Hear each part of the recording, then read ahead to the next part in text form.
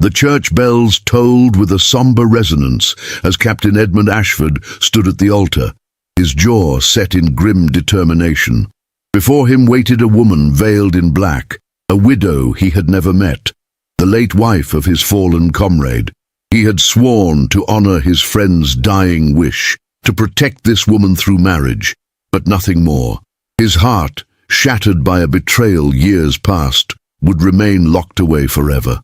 Yet as she lifted her veil and met his gaze with eyes that held neither expectation nor fear, but something far more unsettling, quiet, unshakable strength, Edmund felt the first tremor in the walls he had built around himself. What he could not know was that this woman, dismissed by society as a mere obligation, would become the greatest challenge to every vow he had made to remain untouched by love. If you're listening to this story, don't forget to click the like button, subscribe to the channel, and tell me in the comments from which part of the world you're listening to this story. I want to know how far it has traveled. London, 1818. The drawing rooms of Mayfair glittered with crystal chandeliers and the practiced laughter of the aristocracy. But Captain Edmund Ashford had long ago learned that such brilliance could conceal the darkest of shadows. At 32, he cut an imposing figure, tall and broad-shouldered, with dark hair that fell carelessly across his brow and eyes the color of storm clouds over the Channel. His military bearing commanded respect, and his family name opened every door in society. Yet those who looked closely might have noticed the hardness in his gaze, the way his smile never quite reached his eyes, as though some vital part of him had been carved away and never replaced. He stood now in the library of his family's townhouse on Berkeley Square, a glass of brandy untouched in his hand, staring at the letter that had arrived that morning.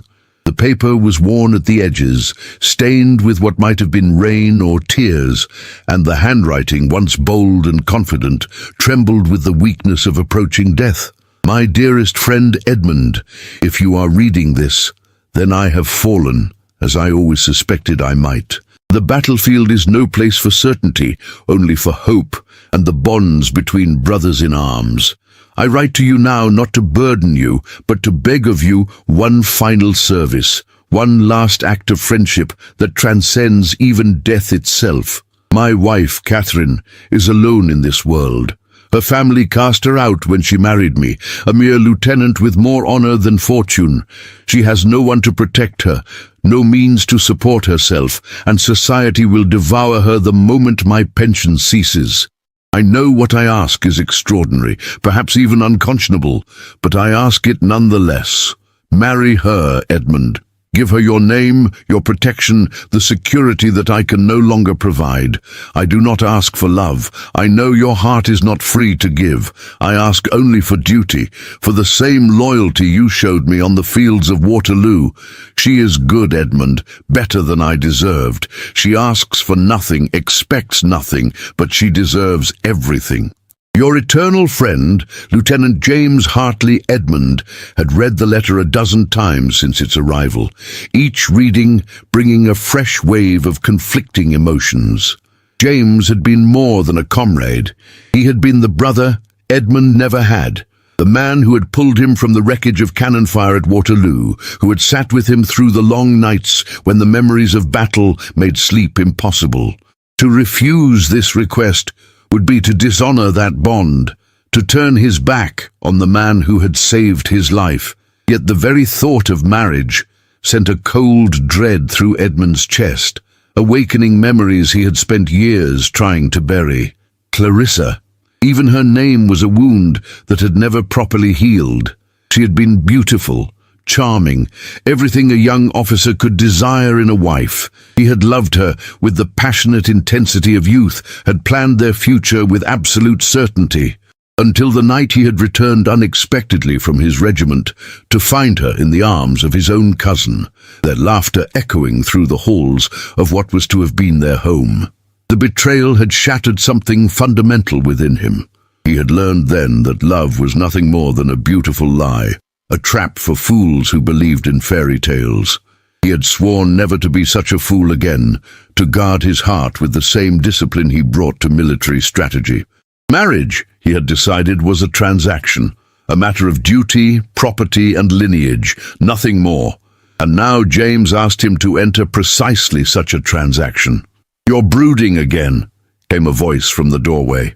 Edmund turned to find his sister, Lady Victoria Pemberton, regarding him with the mixture of affection and exasperation that only a sibling could muster.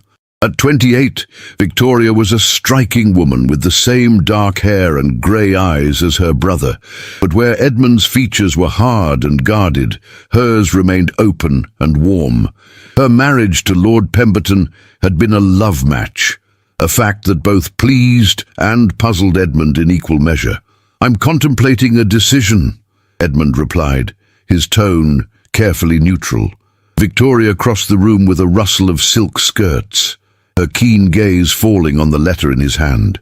"James Hartley's widow," she said softly. It was not a question. News travelled swiftly through the interconnected web of military families, and Victoria had always possessed an uncanny ability to discern the truth of matters. "He asks me to marry her, to give her my name and protection. And you're considering it." Again, not a question. Edmund took a long drink of his brandy, welcoming the burn. "I owe him my life, Victoria. How can I refuse?" His sister settled into one of the leather chairs, arranging her skirts with practiced grace. "You cannot, and you know it.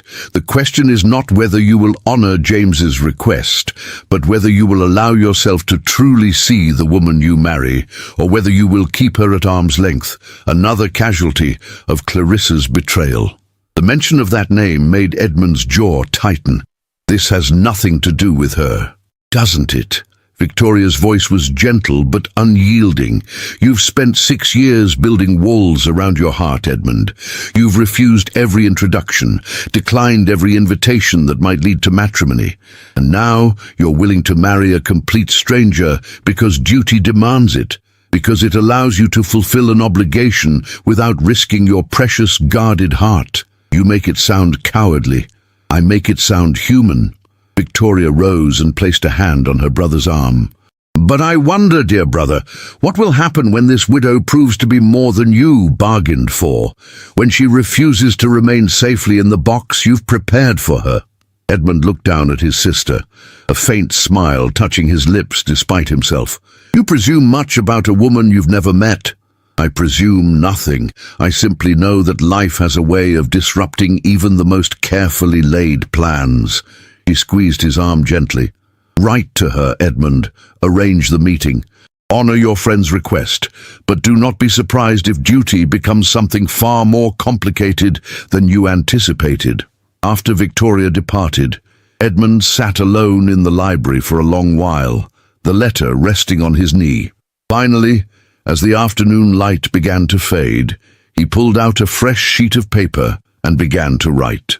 "Mrs. Catherine Hartley, it is with great sorrow that I learned of Lieutenant Hartley's death. He was a man of exceptional courage and honor, and his loss is felt deeply by all who had the privilege of knowing him. Before his death, your late husband wrote to me with a request that I find both humbling and binding. He asked that I offer you my protection through marriage, and I am writing to inform you that I intend to honor that request if you are willing to accept such an arrangement. I propose that we meet at St. George's Church in Hanover Square on the 15th of this month. If you agree to this union, we shall be married that same day, quietly and without ceremony. I offer you my name, my home, and my protection. I ask only that you understand this marriage to be one of duty and mutual respect, not of romantic sentiment. Please send word of your decision to the address above. Yours in service to a fallen friend, Captain Edmund Ashford." He sealed the letter before he could reconsider its cold, formal tone. This was better, he told himself. Clarity from the beginning would prevent misunderstandings, would keep both of them safe from false expectations. He would be a good husband in all practical matters, generous with his fortune, respectful of her person, dutiful in his obligations. But his heart would remain his own, locked away where it could never again be broken. The letter was dispatched the following morning. 3 days later, a reply arrived, written in a clear, elegant hand. Captain Ashford, I accept your offer with gratitude. I shall meet you at St. George's Church on the appointed day. Yours respectfully, Catherine Hartley. No flowery sentiments, no protestations of emotion, just simple acceptance. Edmund found himself oddly reassured by her brevity. She understood the nature of this arrangement. She would not expect what he could not give. And yet, as the 15th of the month approached, Edmund found himself increasingly restless. He told himself it was merely the natural apprehension of a man about to alter his life irrevocably. But in the quiet moments before sleep, he wondered if Victoria had been right. What if this widow proved to be more than he had bargained for? What if duty became something more complicated? He pushed the thoughts aside. He had made his decision, and he would see it through. Whatever Catherine Hartley might be, she would remain at a safe distance, a wife in name but never in heart. His vow to himself was unbreakable, or so he believed, as the church bells began to toll on that fateful morning. The interior of St. George's Church was cool and shadowed, the morning light filtering through stained glass windows to paint the stone floor in jeweled colors. Edmund stood at the altar, his military uniform pressed to perfection, his hands clasped behind his back in a posture of rigid control. Beside him stood his brother-in-law, Lord Pemberton, who had agreed to serve as witness, and the elderly vicar who would perform the ceremony. The church was otherwise empty. Edmund had insisted on privacy, unwilling to subject either himself or his bride to the scrutiny of society. He heard the great doors open behind him, heard the soft footfalls approaching down the aisle, but he did not turn.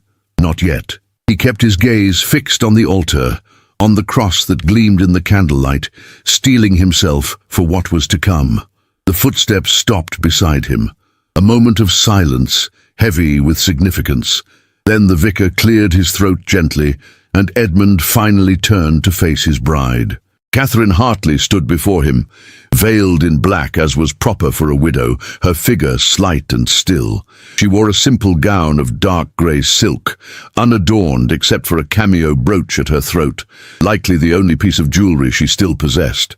Her hands, gloved in black lace, held a small prayer book, and she stood with a composure that suggested either great strength or great resignation. Edmund nodded to her curtly, and she inclined her head in acknowledgement. The vicar began the ceremony, his voice echoing in the vast emptiness of the church. Edmund spoke his vows in a clear, firm voice, each word a commitment to duty, to honour, to the memory of a fallen friend. When it came time for Catherine to speak, her voice was softer than his, but equally steady, betraying neither fear nor hesitation. I, Catherine Margaret Hartley, take thee, Edmund Charles Ashford. It was only when the vicar pronounced them man and wife that Edmund finally lifted her veil, as tradition demanded. What he saw arrested him completely. She was not beautiful in the conventional sense. Her features were too strong, her jaw too determined, her mouth too wide. But there was something arresting in her face, something that commanded attention. Her eyes, a deep hazel flecked with gold, met his directly, without coyness or artifice. They held neither the gratitude he had expected nor the romantic hope he had feared. Instead, they held something far more unsettling, a quiet, unshakable strength, as though she had already endured the worst life could offer and emerged unbroken. For a moment Edmund found himself unable to look away. There was the intelligence in those eyes, a depth of character that spoke of suffering transformed into wisdom. This was not a woman who would weep on his shoulder or demand his affection. This was a woman who had learned to stand alone. The vicar coughed discreetly, and Edmund realized he had been staring. He leaned forward to bestow the traditional kiss, intending it to be brief and perfunctory. But as his lips brushed hers, he felt an unexpected jolt, not of passion, but of recognition, as though some part of him acknowledged something in her that he had not known he was seeking. He pulled back quickly, disturbed by his own reaction. Catherine's expression remained serene, giving no indication that she had felt anything unusual. Perhaps she hadn't. Perhaps it had been only his imagination. The ceremony concluded swiftly. Edmund signed the register with bold strokes, Catherine's signature appearing beneath his in that same elegant hand he had seen in her letter. Lord Pemberton clapped him on the shoulder with hearty congratulations that felt absurdly out of place, and the vicar offered his blessings with benevolent warmth. And then they were outside, standing on the steps of St. George's in the bright morning sunlight, man and wife, two strangers bound together by duty and the dying wish of a good man. Edmund handed Catherine into his carriage, noting the way she moved with practiced grace, despite the obvious weariness in her bearing. She had travelled from James's modest lodgings in Cheapside that morning, a journey that must have been both physically and emotionally exhausting. Yet she betrayed no complaint, settling onto the velvet seat with quiet dignity. He took the seat opposite her, maintaining a proper distance. As the carriage lurched into motion, heading toward his townhouse on Berkeley Square, an uncomfortable silence descended. Edmund found himself searching for something to say, some way to break the tension, but every phrase that came to mind seemed either too intimate or too cold. It was Catherine who finally spoke, her voice calm and measured. "I wish to thank you, Captain Ashford, for honouring James's request. I know it cannot have been an easy decision." "It was the only decision," Edmund replied, his tone more brusque than he had intended. "Your husband saved my life at Waterloo. I owed him a debt that could never be fully repaid. Nevertheless, you have my gratitude." She paused, her gaze drifting to the window, watching the elegant facades of Mayfair pass by. "I want you to know that I understand the nature of this marriage. I expect nothing beyond what you explicitly stated in your letter, your name, your home, your protection. I will not burden you with demands for affection or companionship." Her words should have relieved him. Instead, they sparked an unexpected irritation. "You make it sound as though I'm doing you a tremendous favor, while asking nothing in return." Catherine turned back to him, those hazel eyes steady and direct. "Are you not?" The simple question disarmed him. Before he could formulate a response, the carriage drew to a halt before his townhouse. The door opened, and a footman appeared to hand Catherine down. Edmund followed, watching as she took in the imposing facade of her new home. 4 stories of pristine white stone, black iron railings, and windows that gleamed in the sunlight. "It's very grand," he said quietly. "It's yours now," Edmund replied, "as is everything in it. My solicitor will arrange for an allowance to be placed at your disposal. You need only ask for whatever you require." She nodded, but something in her expression suggested she found his generosity more burdensome than comforting. The butler, Henderson, appeared at the door, his dignified features betraying only the slightest surprise at the presence of a new mistress. Edmund had informed his staff of the impending marriage only the previous evening, giving them barely enough time to prepare suitable rooms. "Henderson, this is Mrs. Ashford. Please see that she is shown to her chambers and that anything she requires is provided immediately." "Of course, sir. Madam, if you would follow me." Catherine hesitated, turning back to Edmund. "Will you be joining me? For luncheon, perhaps?" The question was perfectly reasonable, the sort of thing any new wife might ask of her husband. Yet Edmund found himself recoiling from the implied intimacy. "I have business at my club this afternoon. I'm sure you'll want time to settle in. We can dine together this evening." Something flickered in Catherine's eyes, not hurt exactly, but a kind of weary recognition, as though she had expected exactly this response. "Of course. Until this evening, then." She followed Henderson into the house, her back straight, her head high. Edmund watched her go, fighting the urge to call her back, to explain himself, to somehow soften the coldness of his dismissal. But what would be the point? Better to establish the boundaries now, to make clear that while he would fulfill every duty of a husband, he would not, could not, offer his heart. He turned away from the house, signaling for his carriage to be brought around again. He would go to his club, lose himself in cards and brandy, and the company of men who asked no uncomfortable questions. He would not think about the woman now residing under his roof, about the strength in her eyes, or the quiet dignity with which she had accepted his coldness. But as the carriage carried him away from Berkeley Square, Edmund found his thoughts returning again and again to that moment at the altar, when he had lifted her veil and seen not gratitude or hope, but something far more dangerous, a woman who did not need him to complete her, who had learned to be whole on her own. It should have been exactly what he wanted. Instead, it left him feeling strangely hollow, as though he had won a victory that tasted of defeat. The first weeks of marriage passed in a strange, careful dance of avoidance and formality. Edmund maintained his routine with military precision. Breakfast alone in his study at 7, business at his club or with his solicitor during the day, dinner with Catherine at 8 in the formal dining room, and then retirement to his own chambers by 10. They spoke of weather, of household matters, of the news from Parliament. They never spoke of James, of the past, of anything that might breach the careful walls they had erected between them. Catherine, for her part, seemed content with the arrangement. She managed the household with quiet efficiency, earning the respect of the staff through her courtesy and clear-headedness. She spent her mornings in the library, her afternoons walking in the nearby park, and her evenings at needlework or reading. She asked nothing of Edmund beyond what he had promised, and she offered nothing beyond polite conversation at dinner. It should have been perfect. It should have been exactly what Edmund wanted. Instead, he found himself increasingly restless, increasingly aware of her presence in his home. He would catch glimpses of her in the hallway, always moving with that same quiet grace. He would hear her voice speaking to the housekeeper, always measured and kind. He would see the books she left in the library, works of philosophy and history that suggested a mind far more cultivated than he had anticipated. And he would remember, despite his best efforts, the way she had looked at him on their wedding day, not with need or expectation, but with a strength that suggested she had survived far worse than a marriage of convenience. It was Victoria who finally disrupted the careful equilibrium.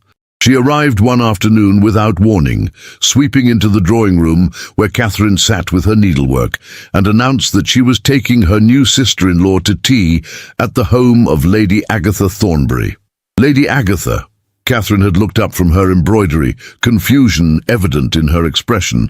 "I'm not acquainted with—" "You will be," Victoria declared, already pulling Catherine to her feet. "She's Edmund's aunt on our mother's side, the most formidable woman in London, and she's been demanding to meet you since the moment she heard of the marriage. Edmund has been avoiding the introduction, which is precisely why we're going now, before he can invent another excuse." Catherine glanced toward the door, as though expecting Edmund to materialize and forbid the excursion.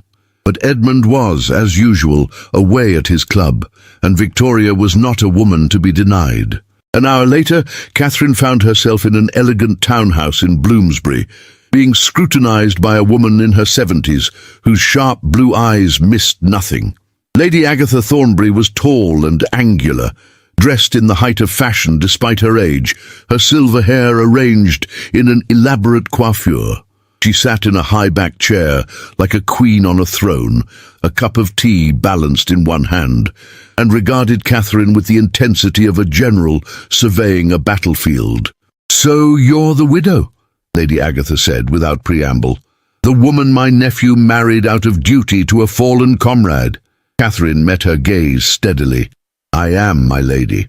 And how do you find married life with my Edmund? I imagine it's rather like living with a marble statue, beautiful to look at, but cold to the touch and utterly unyielding." Victoria gasped. "Aunt Agatha!" But Catherine surprised them both by laughing, a genuine, warm sound that transformed her serious features.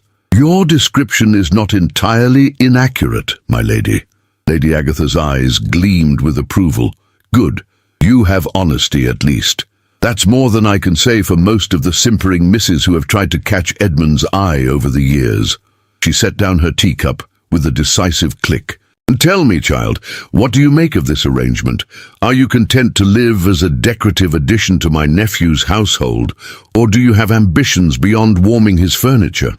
The question was impertinent, even shocking, but Catherine found herself responding with equal frankness. I am grateful for Captain Ashford's protection, my lady. He has been generous and honourable in all his dealings with me. If he prefers to maintain a certain distance, that is his prerogative. Grateful. Honourable distance. Lady Agatha repeated the words with distaste. What bloodless terms for a marriage, and what a waste of two perfectly good people. She leaned forward, her gaze intense. Let me tell you something about my nephew, Mrs. Ashford. He was not always the cold, guarded man you see now. Once he was warm, open, full of dreams and passions.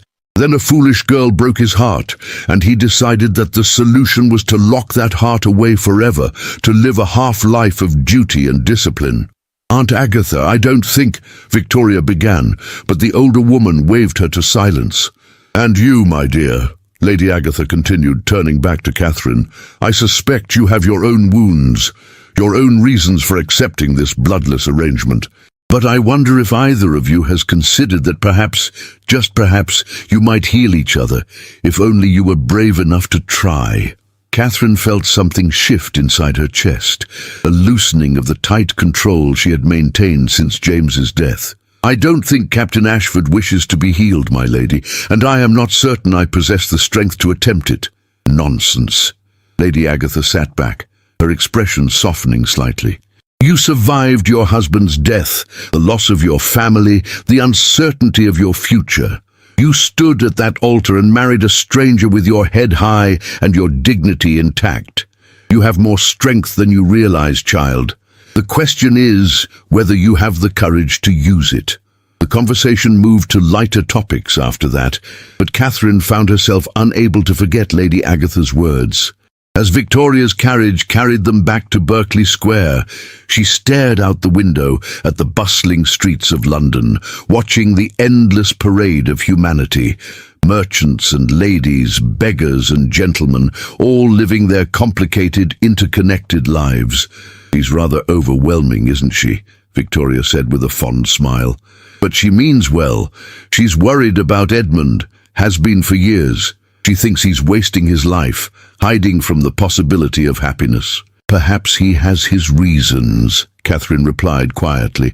Perhaps, but reasons can become excuses if we let them, and excuses can become prisons. Victoria reached across the carriage to touch Catherine's hand. I'm glad you're here, Catherine.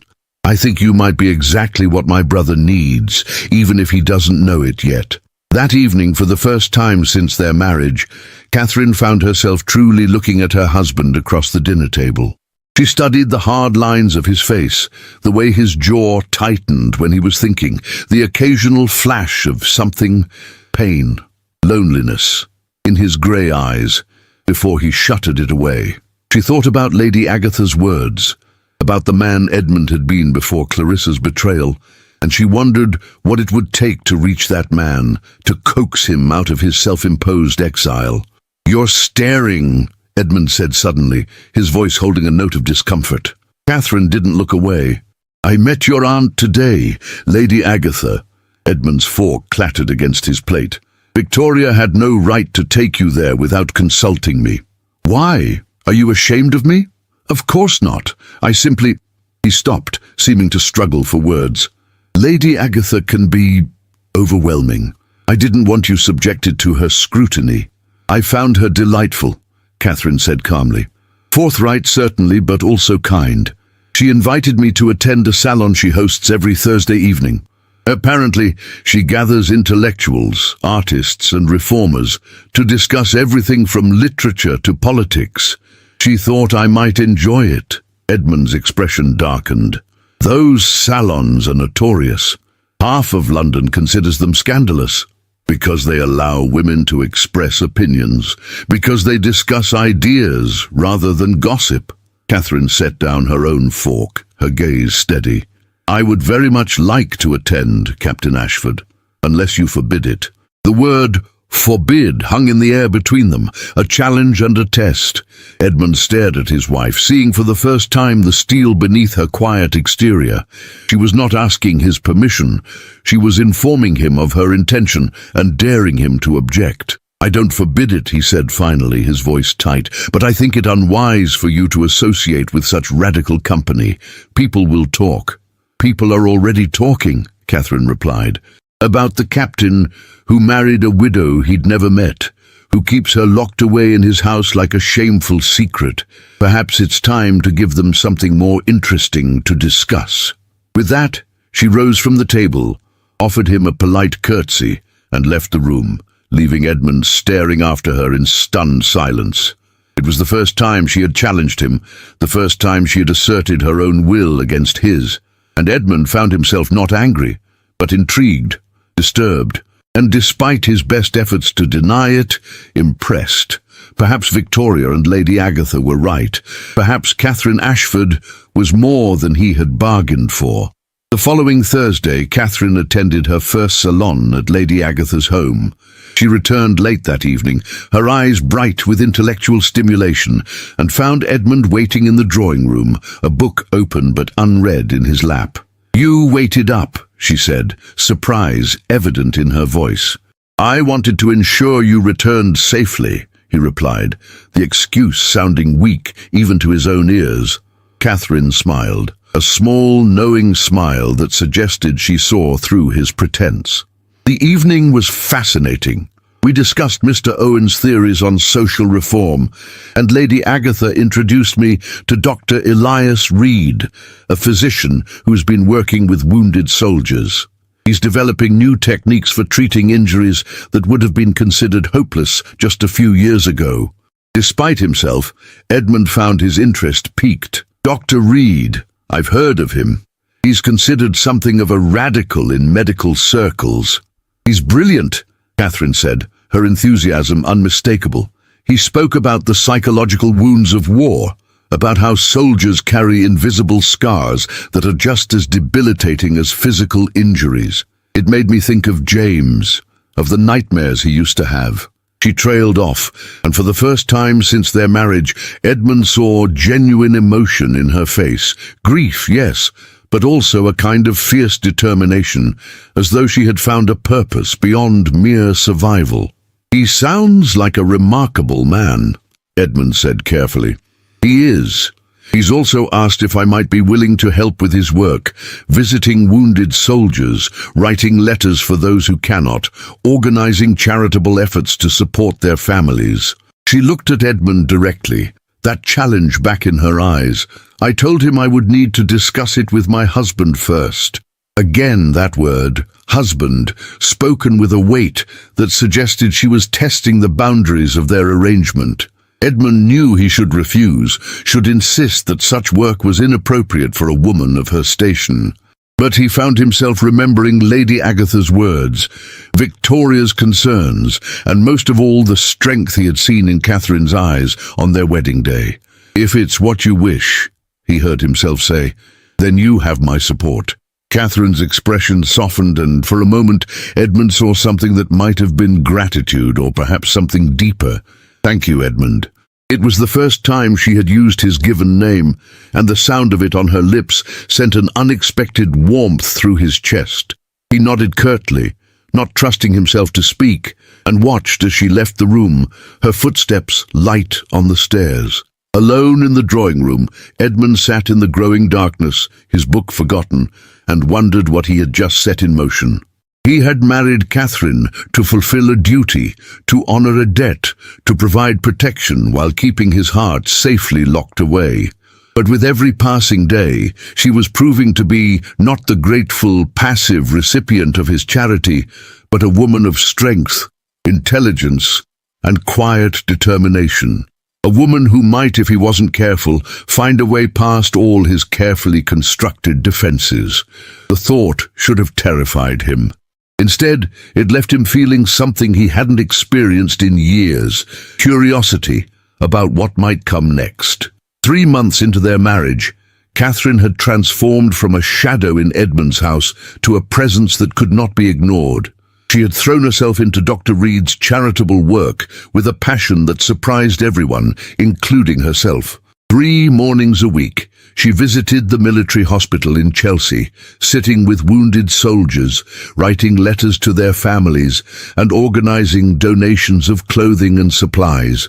The work was often heartbreaking, but it gave her a sense of purpose she had not felt since James's death. Dr. Elias Reed proved to be an invaluable ally and increasingly a friend. He was a man of 40, with kind brown eyes and prematurely grey hair, who treated Catherine with a respect and intellectual equality she had rarely experienced. He valued her insights, sought her opinion on his work, and never once treated her as merely a decorative addition to his charitable efforts. "You have a gift for this," he told her one afternoon as they walked through the hospital ward. "The men respond to you in a way they don't with others. You listen without judgment, without pity. You see them as men, not as broken things to be fixed." Catherine felt a flush of pleasure at the compliment. "I think of James," she admitted, "of how he would have wanted to be treated had he survived his wounds, with dignity, with respect." Dr. Reed nodded thoughtfully. "Your husband was fortunate to have you, and Captain Ashford is fortunate to have you now, though I suspect he doesn't fully appreciate that fact." It was a bold statement, bordering on improper, but Catherine found she couldn't disagree. Her marriage remained a strange, formal arrangement. Edmund was unfailingly courteous, generous with his resources, and supportive of her charitable work.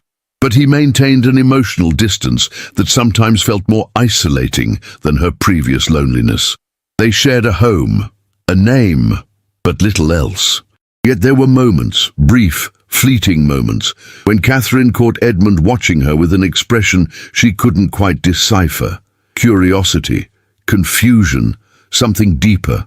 She couldn't be certain, and she had learned not to hope for more than he was willing to give. The turning point came in late autumn, when Lady Agatha announced she was hosting a grand charity ball to raise funds for Dr. Reed's hospital work.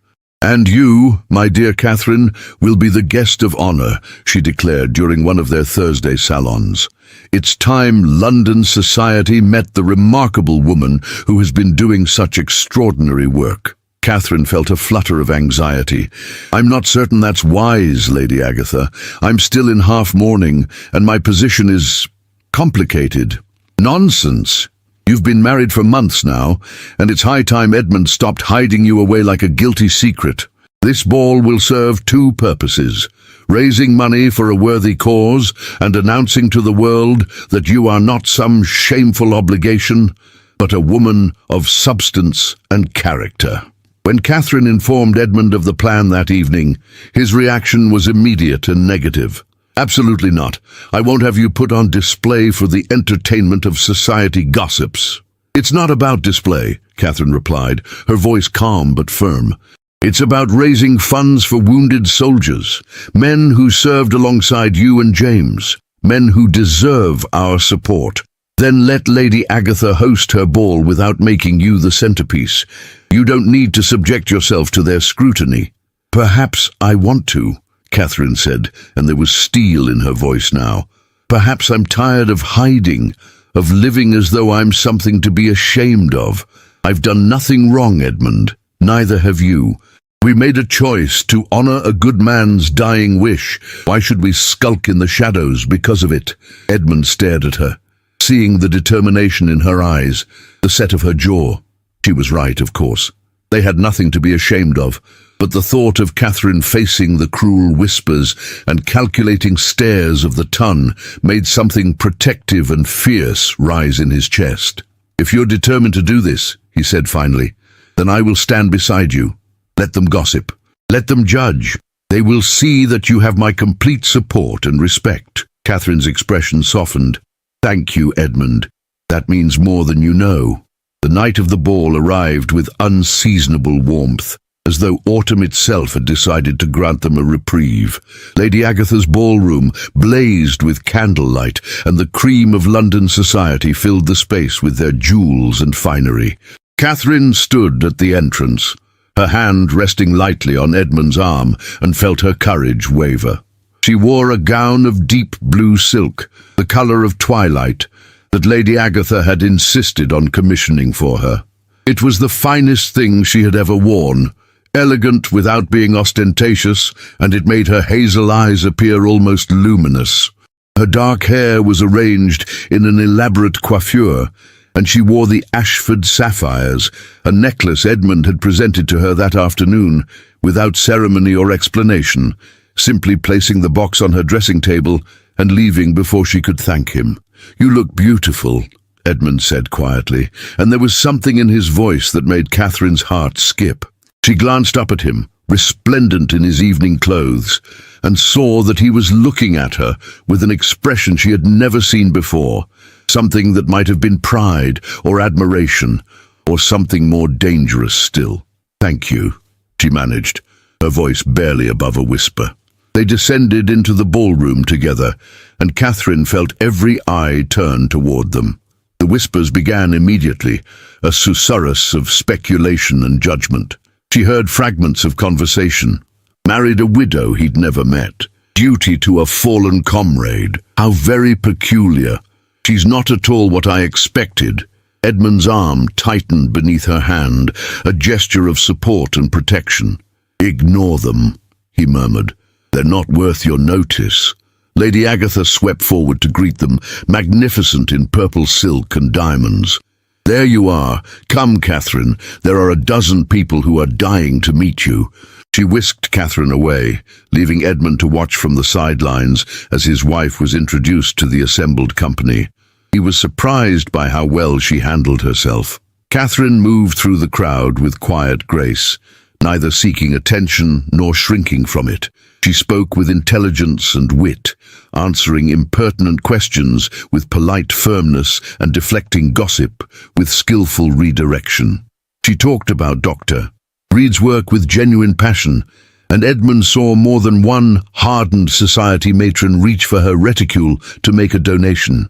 But it was when Dr. Reed himself arrived that Edmund felt the first stirrings of something dark and unwelcome.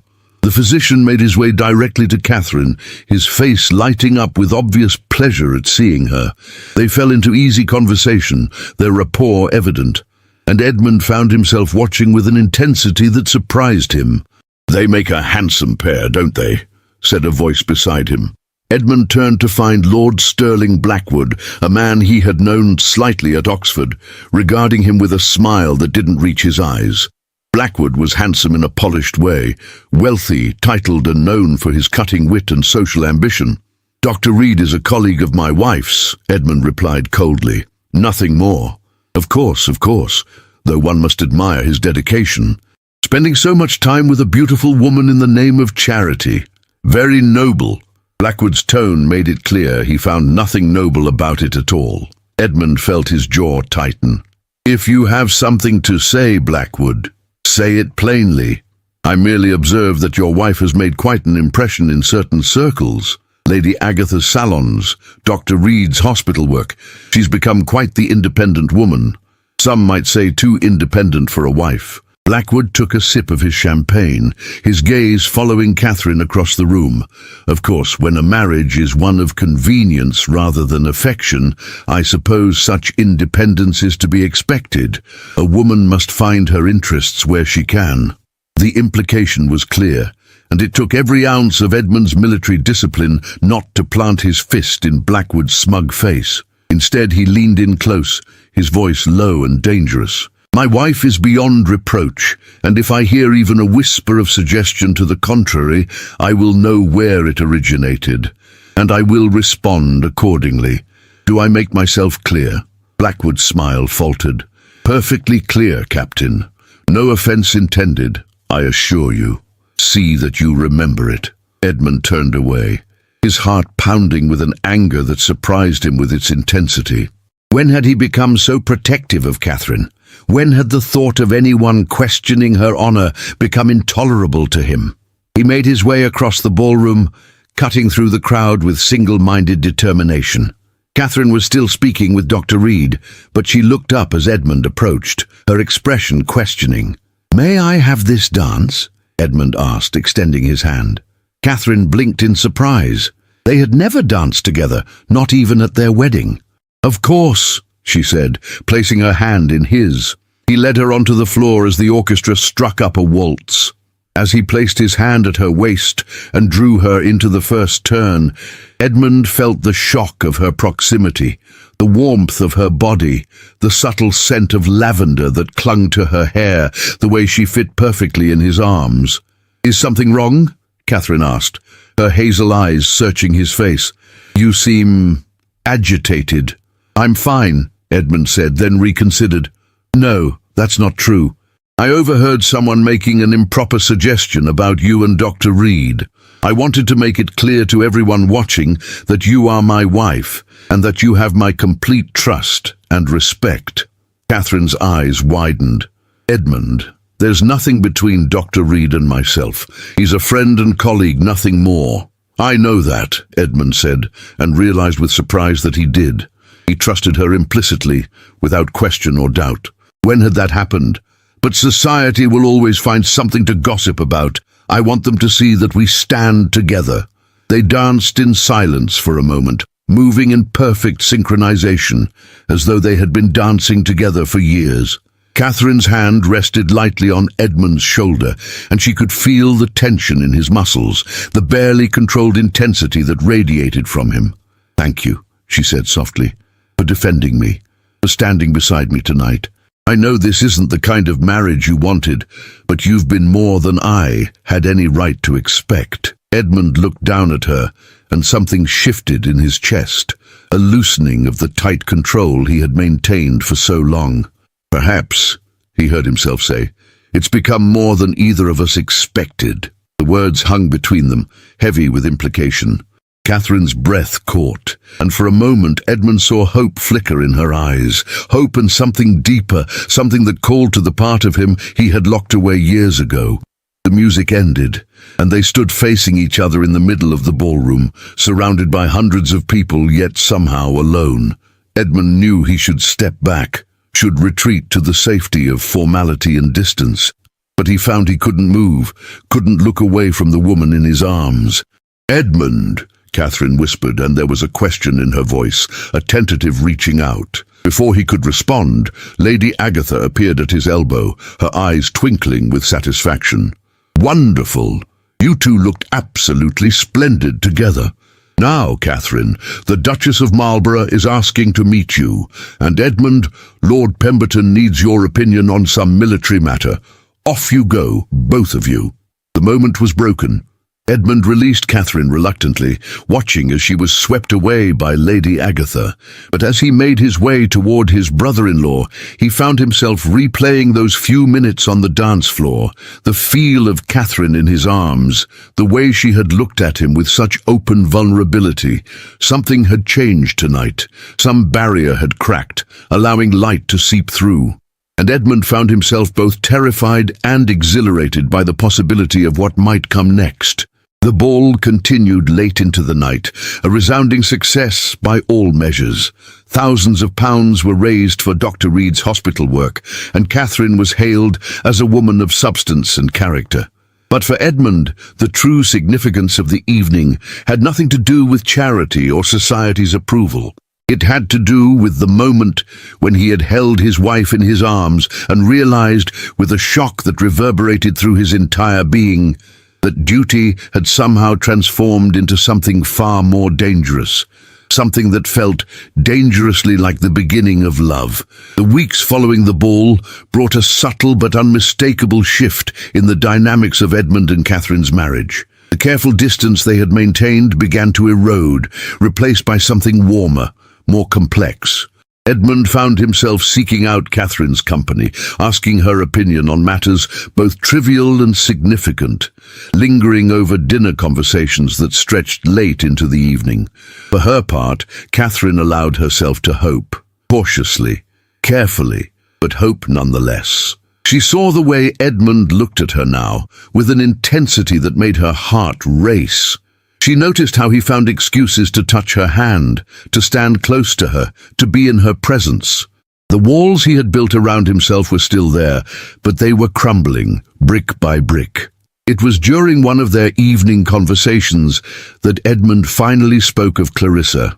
They were in the library, Catherine reading while Edmund ostensibly reviewed correspondence, though in truth he'd been watching her for the past 20 minutes, admiring the way the firelight played across her features.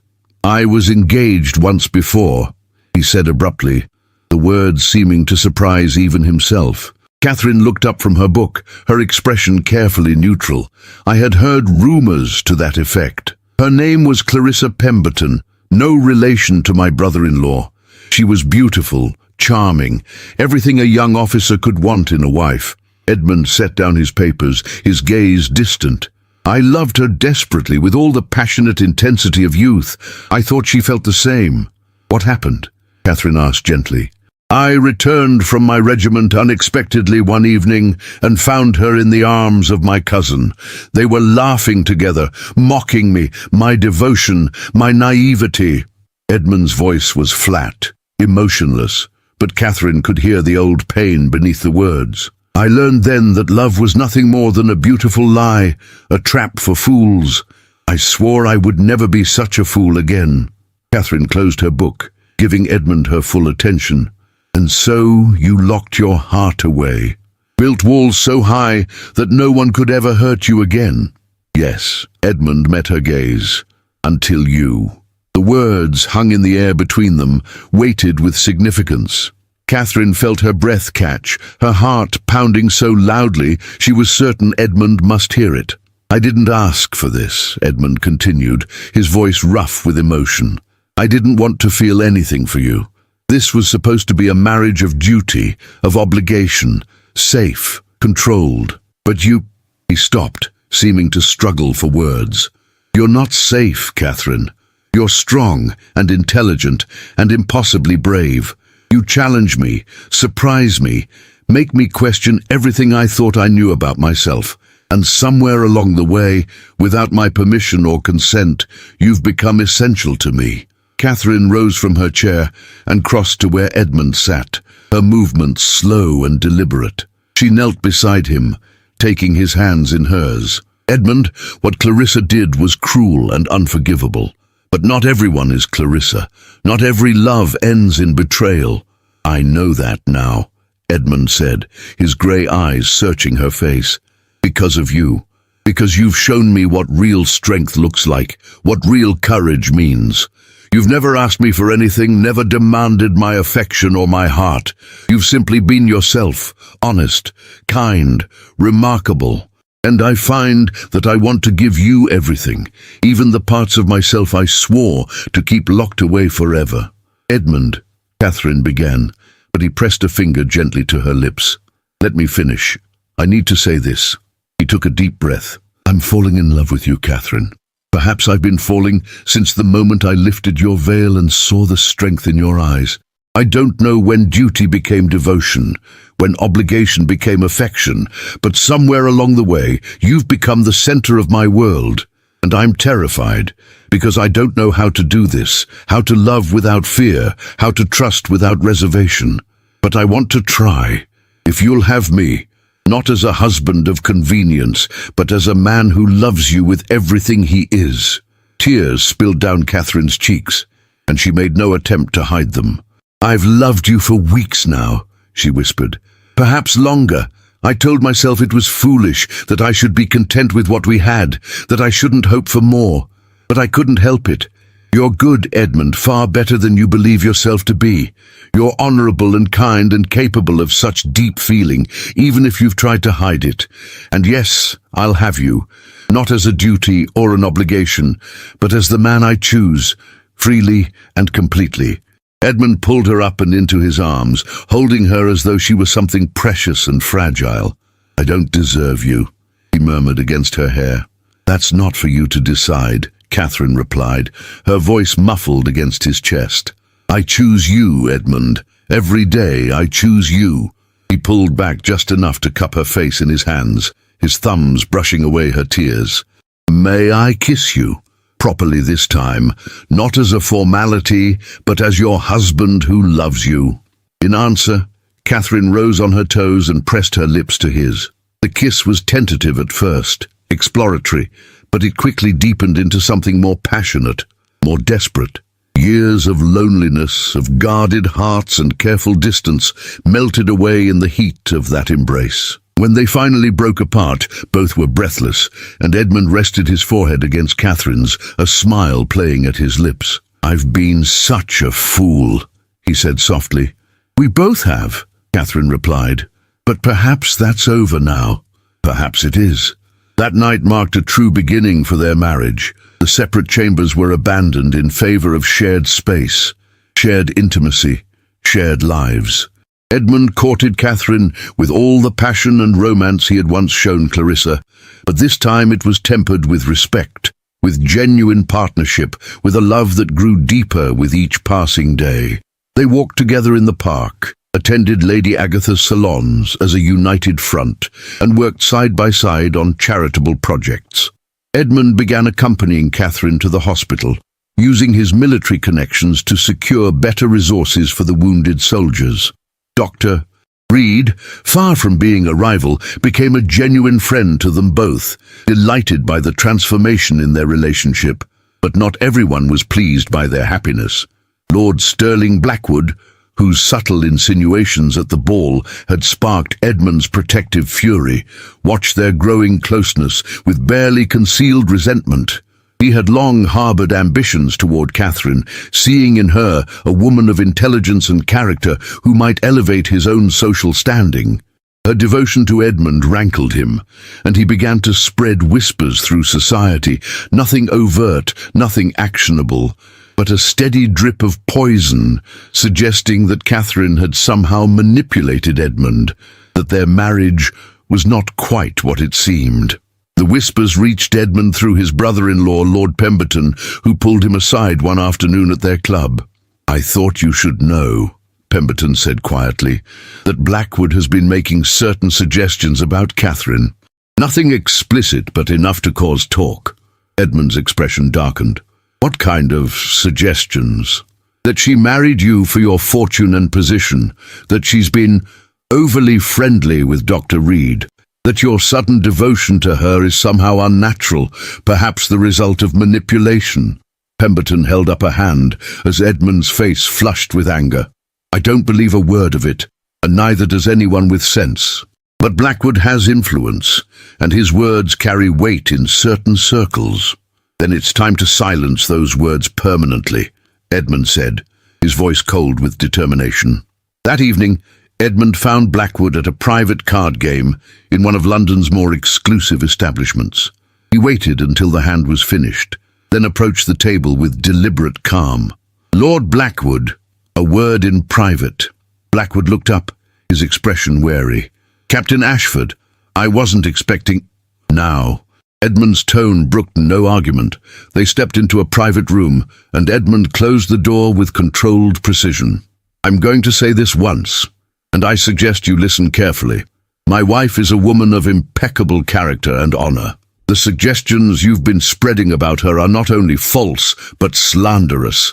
If I hear even one more whisper, one more insinuation, I will call you out. And unlike you, I am a military man with extensive experience in combat. I do not miss." Blackwood's face paled. "I don't know what you're talking about. I've said nothing. Don't insult my intelligence." Edmund stepped closer, his voice dropping to a dangerous whisper. "You're jealous because Catherine chose me, because she sees through your polished facade to the small, petty man beneath. You thought to damage her reputation, to somehow diminish her in the eyes of society.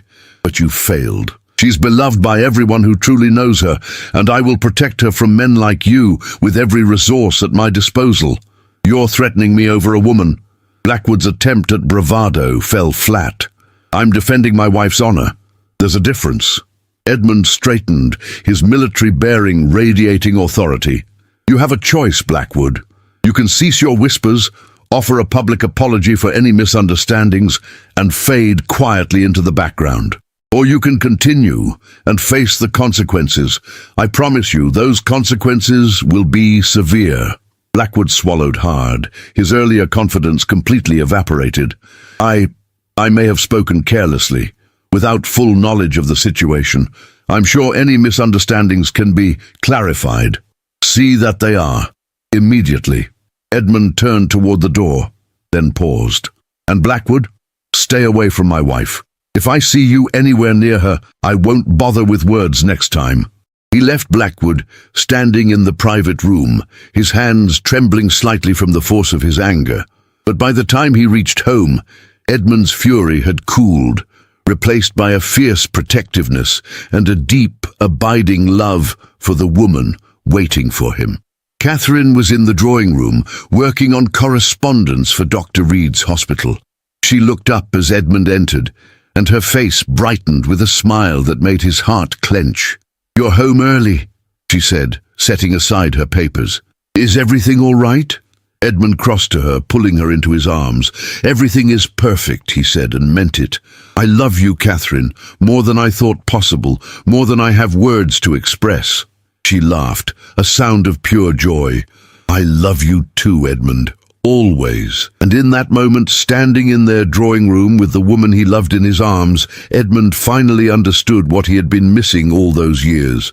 Not the passionate intensity of youth, not the desperate need that had characterized his relationship with Clarissa, but something deeper, more enduring.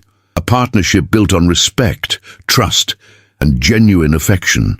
A love that had grown slowly, carefully, from the seeds of duty into something magnificent and unbreakable. He had married Catherine to honor a debt, to fulfill an obligation.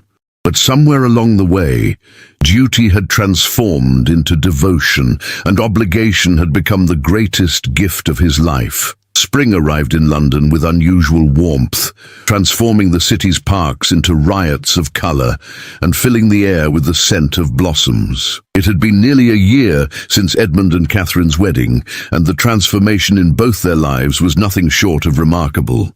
Catherine stood in the newly established wing of the military hospital, watching as wounded soldiers received treatment in facilities that would have been unimaginable just months ago.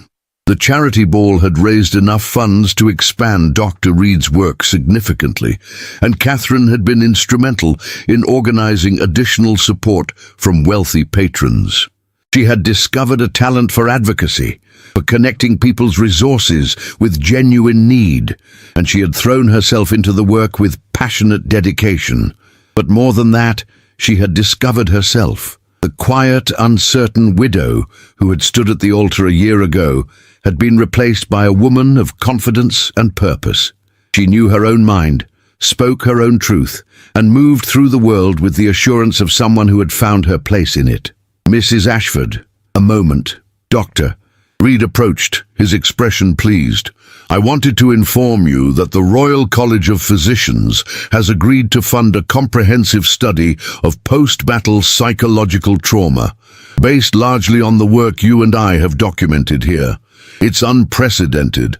The first time they've acknowledged that soldiers' mental wounds deserve the same attention as their physical injuries."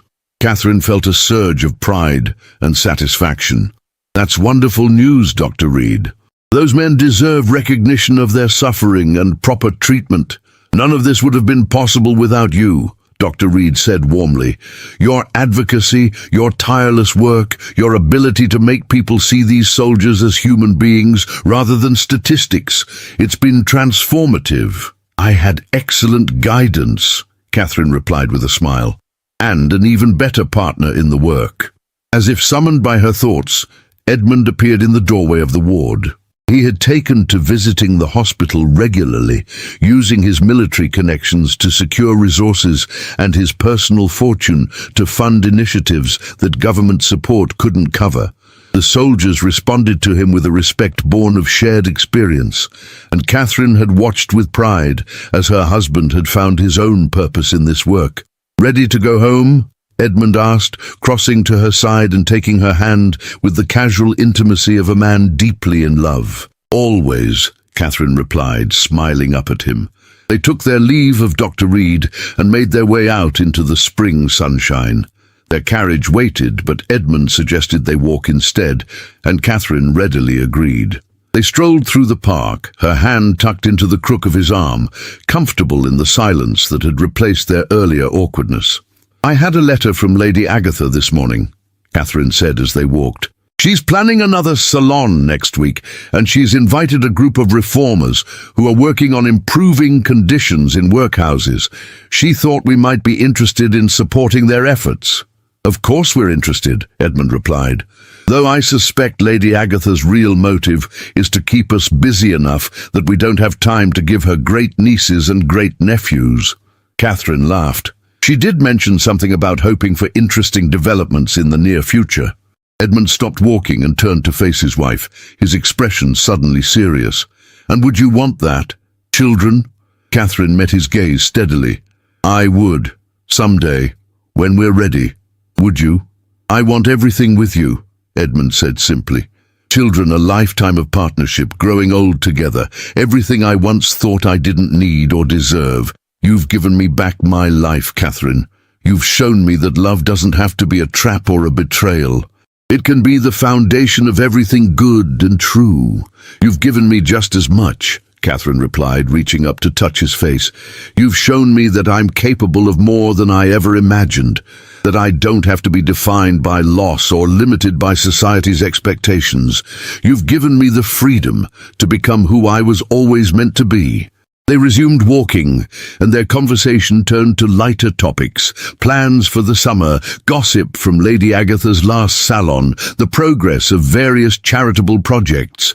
But beneath the easy chatter ran a current of deep contentment, of two people who had found in each other not just love but partnership, purpose and home. As they approached Berkeley Square, Catherine glanced back toward the hospital, thinking of the work that awaited her there, the lives she and Edmund were helping to rebuild.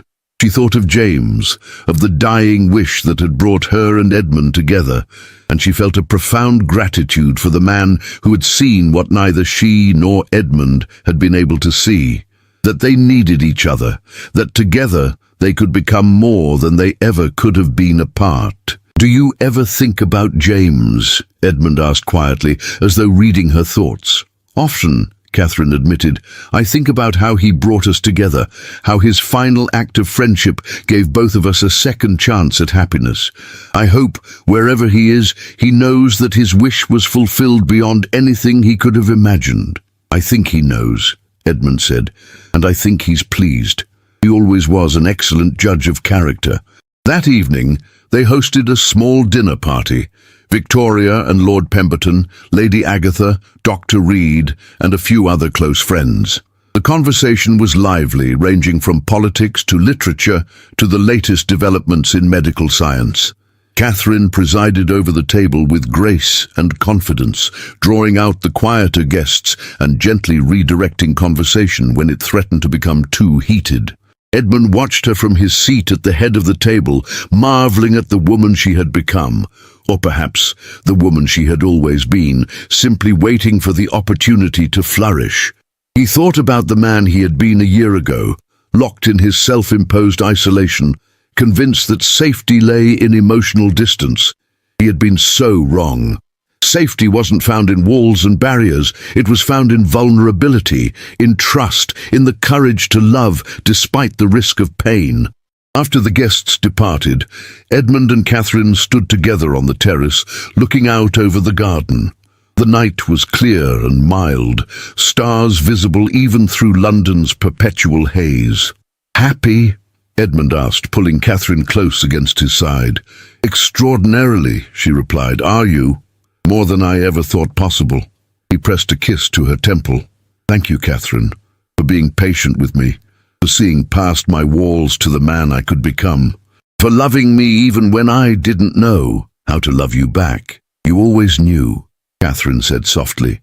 "You just needed time to remember."